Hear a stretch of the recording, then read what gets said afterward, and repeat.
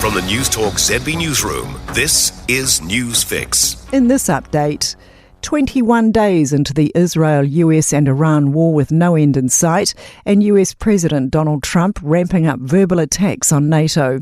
Iran has launched a new wave of attacks against Israel, Bahrain, Kuwait, Saudi Arabia and UAE, but many projectiles have been shot down. Meanwhile, Israel has ordered more evacuations in southern Lebanon as the death toll there reaches more than 1,000. US efforts to reopen the Strait of Hormuz have been given a boost, with the UK allowing them to use bases to launch their strikes from. US President Donald Trump has called NATO a paper tiger for not helping open the strait. He says there's no reason for a truce with Iran at the moment. You know, you don't do a ceasefire when you're literally obliterating the other side.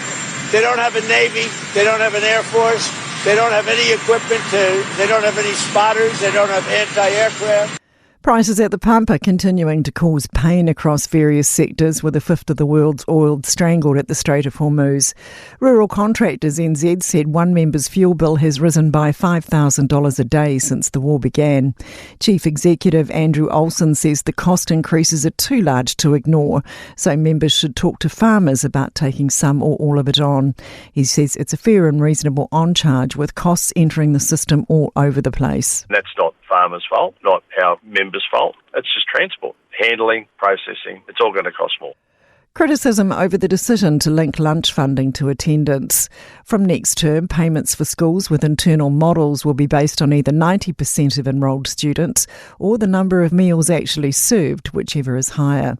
NZEI member and Arakura school principal Tute Mila says the government's chasing quick political wins instead of understanding why kids miss school. That would require them to actually work with us, but this government's showing that they're not really interested. And so these decisions get made that, from our viewpoint, are really punitive. They're not going to make a difference. That's news. In sport, Jason Holland will remain part of the Hurricanes coaching staff for the rest of the Super Rugby season, despite confirmation he's joining the Blues from next year. Holland will replace Vern Cotter at the helm of the Blues, having rejoined the Canes this season following his departure from the All Blacks setup.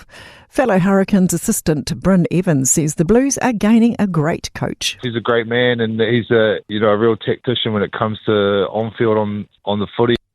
Hosts Bournemouth and Manchester United have settled for a point each in a frenetic 2-all English Premier League draw.